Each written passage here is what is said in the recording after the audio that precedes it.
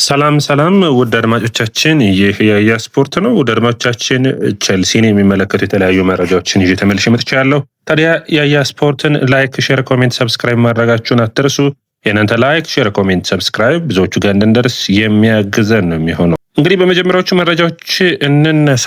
ቼልሲ እና ኤንዞ ፈርናንዴዝን እንጀምር። ውድ አድማጮቻችን ኤንዞ ፈርናንዴዝ ኤጀንቱ ፓስቶሬ ያልሆነ ነገሮች ውስጥ እያስገባው እንደሆነ አሁን በግልጽ የሚታዩ ይመስለኛል። ለአስ ባለፉት ቀናቶች በሰጠው መግለጫ መሰረት ተጫዋቹ መልቀቅ እንደሚፈልግና ጥያቄዎች ከቀረቡለት ለማዳመጥ ክፍት እንደሆነ አስተያየቱን ሰጥቶ ነበር። ነገር ግን እነዚህ አስተያየቶቹ በሪያል ማድሪድ አልተወደዱም።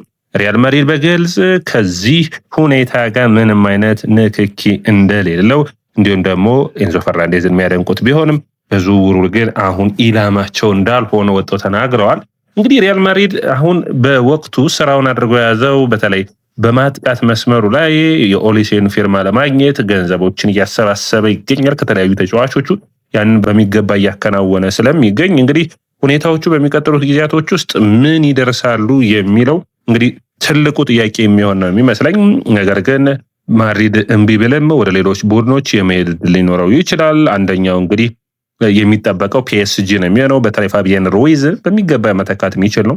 ነገር ግን እነዚህ ሁሉ ሌሎች ቡድኖች ማንቸስተር ሲቲ እና አርሰናልን ፍላጎት አላቸው፣ ጥያቄ አላቀረቡም። እንግዲህ ለቼልሲ ጥሩ የሚሆነው ከነዚህ ቡድኖች አንዱን መርጦ ቢሄድ ጥሩ ነው። ነገር ግን ይህ ተጫዋች ማለት ነው ትክክለኛ ቡድኑን ለይቶ ጥሩ ፐርፎርም ወደሚያደርግበት ቢያቀናል፣ ቼልሲ ደግሞ ትክክለኛ ዋጋውን ቢያገኝ ቼልሲዎች ደስተኛ የሚሆኑ ይመስለኛል። ቡድን ውስጥ መቆየት የማይፈልግን ተጫዋች ቡድን ውስጥ በመለመን ማቆየት አይቻልም። ነገር ግን እነዚህ ሁሉ ሀሳቦች ፓስቶር የሚናገረው የተሻለ ኮንትራት ለማግኘት ነው የሚሉም አስተያየት ሰጪዎች አሉ።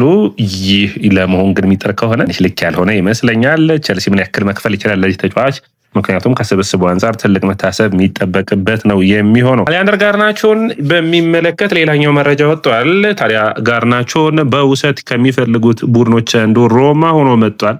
ጋስፔሪኒ ጋርናቾን ከገባበት ሰጣ ገባ ውስጥ ለማውጣት የመጨረሻውን ጥረት የሚያደርጉ አሰልጣኝ ናቸው። ከዚህ በፊት አዳማኖ ሉክማንን የምታስታውሷቸው በሌስተር ሲቲ ቤት እንዲሁም በኤቨርተን እና በፉላም ቤት ካልተሳካ የእንግሊዝ ፕሪሚየር ሊግ ቆይታ በኋላ በተለይ በቀጥታ ከወሰዱት በኋላ በምርጥ ፐርፎርማንስ በአትላንታ ቤት ውስጥ ጋስፔሪኒ ምርጥ ብቃታቸውን ሲያሳዩ የሉክማን ሚና የተለየ ነበር። አሁን ደግሞ ጋርናቾንም ለመውሰድ ይፈልጋሉ። ጋርናቾ በኔይታ ቢለቅ በውሰት ቢለቅ ቼልሲዎች በኔይታ በቋሚነት የሚገዛቸው ቡድን አያገኙም። በውሰት ቢለቅና ዋጋው ሳይቀንስ ቢቆይላቸው በቀጣዩ ክረምት የመሸጥ ዕድላቸውን ማስፋት የሚችሉበት ይሆናል። ስለዚህ ያንን ለቼልሲም ለሁሉም ቡድኖች የሚጠቀሙበት ይሆናል ብዬ አስባለሁ። ወደ አድማጮቻችን እናንተ እንዴት ታዩታላችሁ? ወደ አድማጮቻችን ሌላኛው መረጃችን የሚሆነው ቻሎባን ይመለከታል። ቻሎባ ወደ ሴሪያ የሚያቀና ይመስላል። ታዲያ ኤጀንቱ ወደ ሴሪያ አቅንቶ የተለያዩ ቡድኖችን እያናገረ ይገኛል። ኢንተር ሚላን ክርስቲያን ቼቮ ይህንን ተጫዋች ከሚያደንቁት እና በጥብቅ ከሚፈልጉት አሰልጣኞች መካከል አንዱ ነው። ሌላኛው ደግሞ በዚሁ መጠን የሚያደንቀው ፋብሬጋዝ ነው። ሁለቱም በሚገባ ያደንቁታል። ነገር ግን ፋብሬጋዝ የሚመራው ኮሞ ሁለተኛ ጥያቄን አቅርበዋል። ነገር ግን ይህ ሁለተኛ ጥያቄም ውድቅ ተደርጎበታል። ታዲያ ኢንተር ሚላን ግን የመጀመሪያ ጥያቄያቸውን ለማቅረብ ንግግሮችን መጀመር እንደሚፈልጉ በግልጽ አስታውቀዋል። ውድ አድማጮቻችን ቼቮ እንግዲህ ኢንተር ሚላን ማቅናት ለቻሎባ ጥሩ የሚባል ነው። ነገር ግን ቼልሲ የተሻለ ተጫዋቾችን የምፈልግ ከሆነ በዝውውር መስኮቱ ላይ ተሽጠው ጥሩ ዋጋ ሊያወጡ የሚችሉትን ተጫዋቾች መልቀቅ ያስፈልጋል። ቼልሲ 35 ሚሊዮን ዩሮ ከዚህ ተጫዋች የሚፈልግ ነው የሚሆነው። ወደ አድማጮቻችን ሌላኛው መረጃችን የሚሆነው ግራኒት ዣካን እና ዣቪ አሎንሶን ይመለከታል። በጣም ትልቁ አስቸጋሪው ዜና ወጥቷል። ብዙዎቻችን በባለፉት ቀናቶች ስንወያይበት የነበረው ማሬስካ ሊሸፍኑት ሞክረዋል ብዬ እኔ በግሌ አስተያየት የሰጠሁት አሁን በግልጽ የወጣው አሎንሶ በግልጽ ተናግረዋል። ልምድ ያለው በቡድኑ ውስጥ መሪ መሆን የሚችለውን የ33 ዓመቱን እንግዲህ ጥቅምት ሲመጣ 34 ዓመት የሚሆነውን ግራኒት ዣካን ከሰንደርላንድ አምጡልኝ የሚል ነው። የቼልሲ ኃላፊዎች ደግሞ ይህንን ሁኔታ በሚገባ ደስተኛ ሆነው አልፈለጉት። ድርድሮቹ፣ ንግግሮቹ እየተደረጉ ይገኛሉ። ነገር ግን መጨረሻቸው ምን ይሆናል የሚለው ወሳኝ ጥያቄ የሚሆን ይመስለኛል። ምክንያቱም የቼልሲ ኃላፊዎች ይህንን ተጫዋች የማያመጡለት ከሆነ በኔይታ አሎንሶ መቃረኖቹ የሚጀምሩት ከዚህ ነው የሚሆኑ። ከዛ በኋላ የማይፈልገውን ተጫዋቾች አመጣህለት ከተደረገለት በእነዚህ ስራ የሚባል አይኖርም። ስለዚህ ውሳኔውን አንዳንዴ ማክበር የሚያስፈልግ ይሆናል ብዬ አስባለሁ። ይህንን በሚመለከት ግን የተለያዩ መረጃዎችን በሚቀጥሉት ጊዜያቶች የሚወጡ ይሆናሉ። ነገር ግን አሁን የቼልሲ ስፖርቲንግ ዳይሬክተሮችና በአሎንሶ መካከል መለያየት ተፈጥሯል። ምንም በሚመለከት ዣቪ አሎንሶ ግራኒት ዣካን በመፈለጉ ቼልሲ 25 ሚሊዮን ዩሮ ነው እንግዲህ ሰንደርላንድ የሚል በእኔ እይታ እስከ 18 እስከ 20 ሚሊዮን ፓውንድ ድረስ ተጫዋቹ የሚጠናቀቅበት እድል ይኖራል። ያንን ማድረግ አይፈልጉም የሚል ነው። ልክ ነው አይደለም? እንግዲህ ከዚህ በፊት በእኔ አስተያየቴን አስቀምጫለሁ። ምክንያቱም አንዳንድ ለአሰልጣኞች የምታደርገውና ዋጋቸው በሪተርን ቫሊዩ ወይም ደግሞ በማርኬት ቫሊዩ የማይታይ እግር ኳስ ግን የተለየ ለውጥ ማምጣት የሚችሉልን ተጫዋቾች በዝውውር መስኮቱ ላይ ስታገኝ አንዳንዴ መክፈል ያስፈልጋል እና ያንን ማድረግ የተሻለ የሚሆን ይመስለኛል። ምንም እንኳን ቼልሲ በአማካይ መስመሩ ላይ የተሻሉ ምርጥ ብቃት ያላቸው ከግራኒት ዣካ አንጻር በሚቀጥሉት ዓመታቶች ጥሩ ብቃት ላይ መድረስ የሚችሉ እነ ሳንቶስ እንዲሁም ደግሞ ኢሱጎን ማንሳት ትችላላችሁ። ነገር ግን ልምድና እግር ኳስ ደግሞ የአንድ ሰው ብቻ ሳይሆን ቡድኑን መሰብሰብ የሚችል ተጫዋች አንዱ የሚጠበቅ ይሆናል። ወደ አድማቻችን ሳሙኤል ስሚዝ የግራ መስመሩን እንግዲህ የምታውቁት ነው። ይህ ተጫዋች ታዲያ ከጉዳት አገግሟል።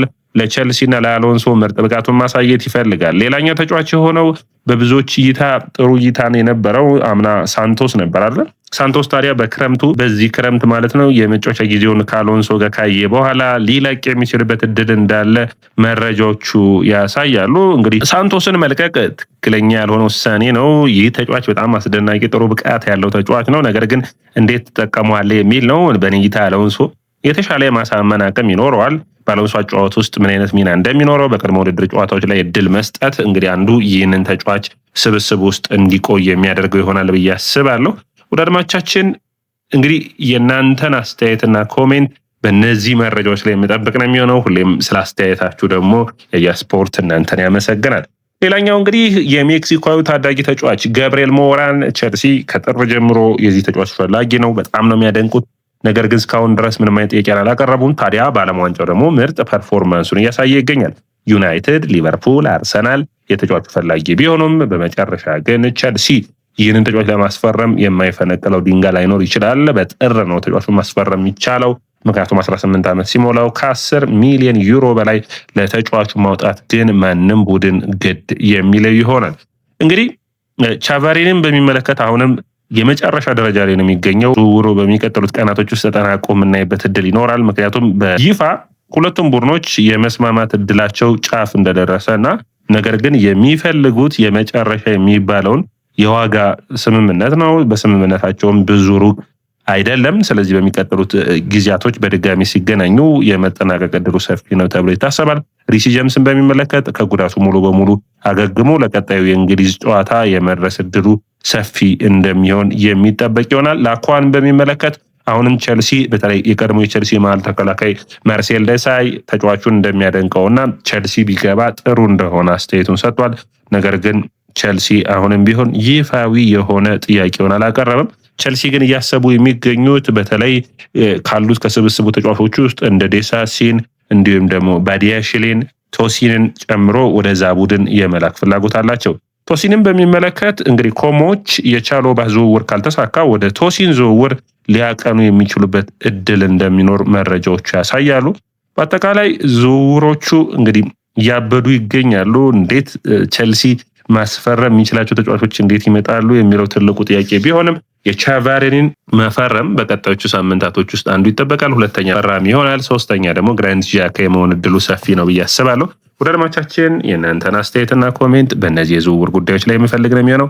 የያ ስፖርትን ላይክ፣ ሼር፣ ኮሜንት፣ ሰብስክራይብ ማድረጋችሁን አትርሱ።